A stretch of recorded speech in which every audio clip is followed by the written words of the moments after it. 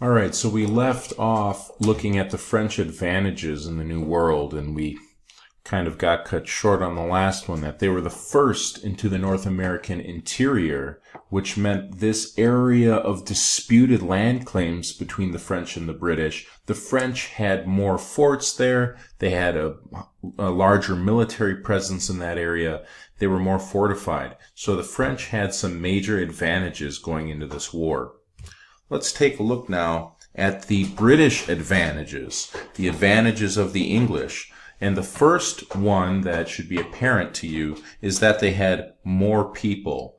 The English came here to settle along the eastern coast. They brought their families, and you can see here that they, at the time of 1700, they had 250,000 people to the 15,000 people of the French, because the French were not here to stay. And in fact, the English had a 17-1 numerical advantage in the New World. Furthermore, the French have a superior navy. And this is important because with a navy, you can blockade the enemy. You can cut off ports and access to rivers and harbors, and by doing that, you can cut off the enemy, and prevent them from getting any war-making supplies from its mother country. Third, the British had an alliance with the Iroquois. Now, the French had an alliance with more individual Native American populations, but the British had an alliance with by far the largest Native American tribe in North America. It was the Iroquois warrior tribe. It was a confederation of 6 different tribes. And the Iroquois provided scouts and guides and men to help fight the war. And the Iroquois warriors were dangerous. Before the French, the Iroquois dominated the Great Lakes region, and they virtually wiped the Hurons off of the face of the earth. This was a tribe that you wanted on your side if you were going to war. I'll show you a picture of the Iroquois warriors a little bit later.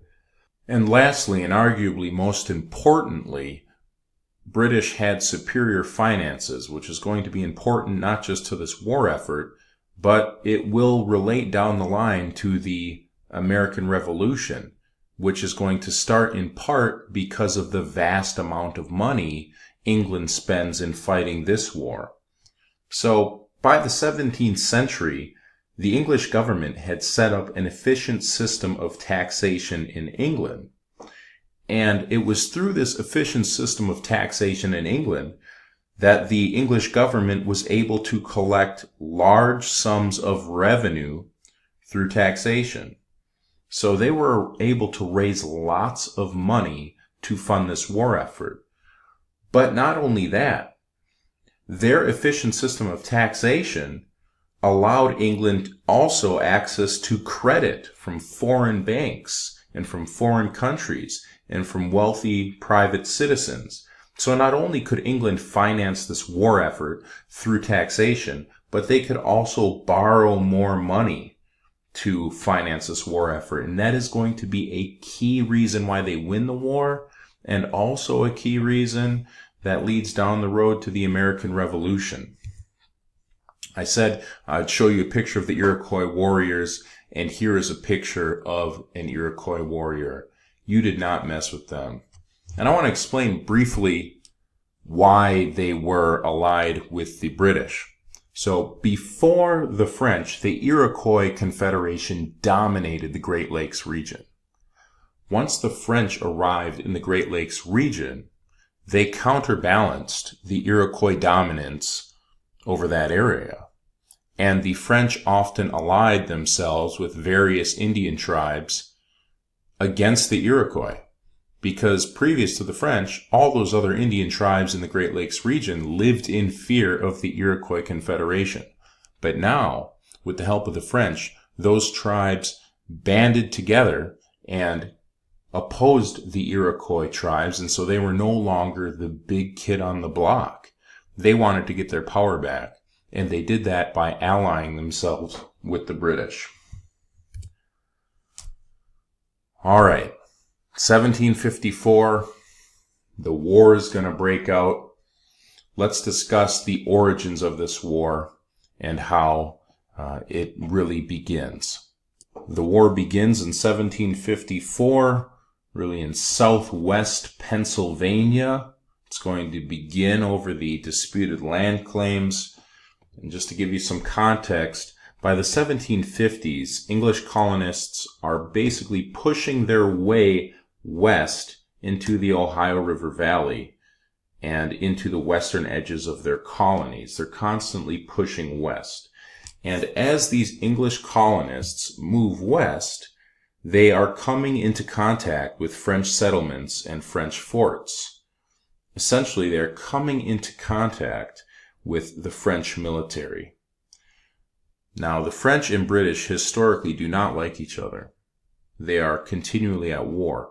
And when English colonists are running into French military forts, they see this as an invasion of their territory. In fact, both sides see it that way.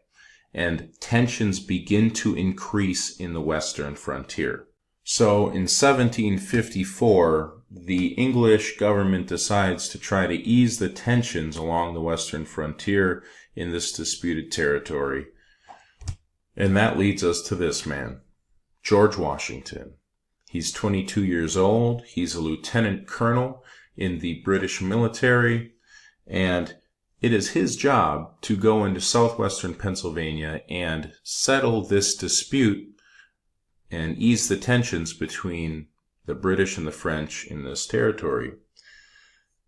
Inadvertently, George Washington is going to be the reason why this war begins. So sit back and listen to this amazing story of how this actually unfolds.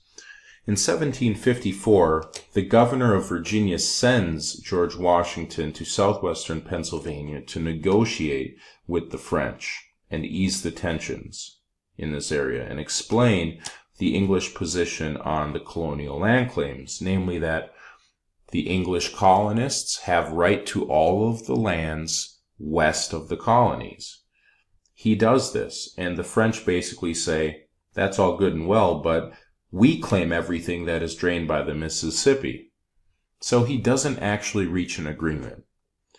Realizing that he's not going to reach an agreement, he returns back to Virginia and reports this news to the governor, who in turn reports this news to the King of England.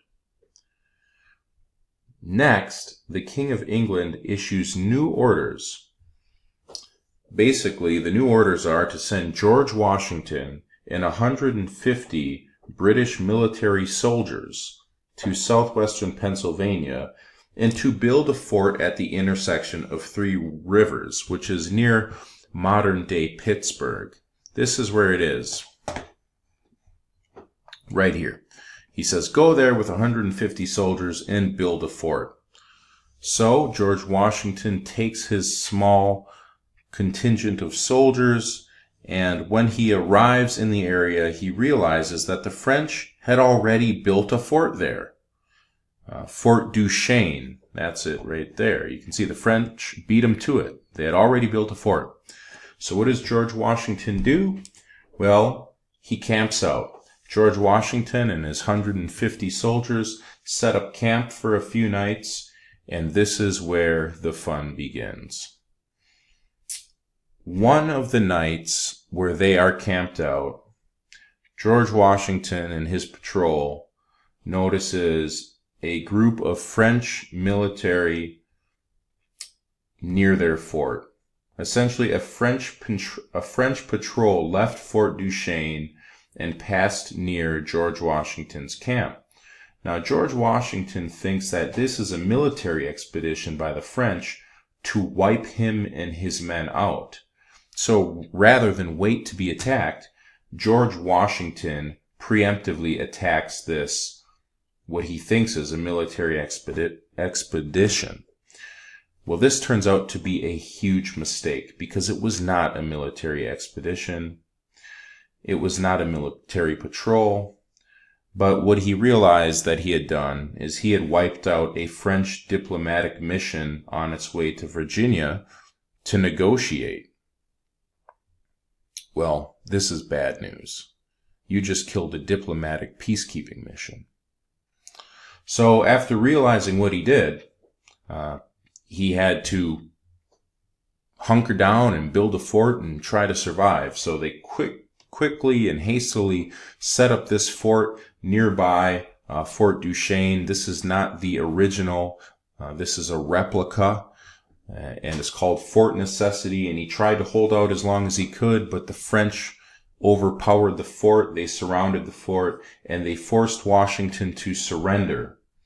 And Washington and his men surrendered the fort, and the French allowed him to go back to Virginia, where he then reported the news to the governor of Virginia, who reported it to the king, and officially the French and Indian War had begun.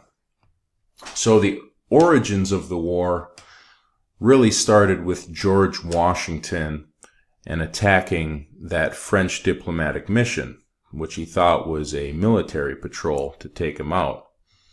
Now we're going to talk about the early phases of the war, which is really centered on French victory. The French are going to come out strong in this war, and if you think back to their advantages, their centralized location and their Native American alliances, that is going to lead to some major victories in the first years of the war. Now, if you look at here, a lot of these victories are going to be on this frontier area between the British colonies and the French Great Lakes region here. Places like Fort Nicaragua, Fort Oswego, Fort George, Fort Ticonderoga. In the early years of the war, these were British forts that were quickly taken over by the French. The beginning of this war was a mess. The British generals were completely incompetent. The British were ill-prepared. And by 1758, after all these forts had been taken over by the French, it looked like the English colonies themselves might get invaded by the hands of the French. And again, the reason why the French were able to have such success is because the French had concentrated most of their military in this region. They were able to control the waterways. They were able to move their troops much quicker and take over these forts very quickly in the early years of the war. This led to panic in England. In 1758, there was a panic that the colonies themselves were going to be invaded by the French. And this leads to the turning of the tide, where the English finally begin to win the war. And that's really thanks to two things. William Pitt, who will be elected as Prime Minister in 1758, and his actions and his policies that he institutes will be key to British victory in the war. And then we'll talk about the Battle of Quebec, which is really the decisive battle in the war that seals the deal for the French and guarantees the English will win the war. Now, it's not the end of the war. The war goes on for 4 more years after this battle, but you can decisively say that the French lost the war when they lost the Battle of Quebec. And we will cover this last topic in our next video.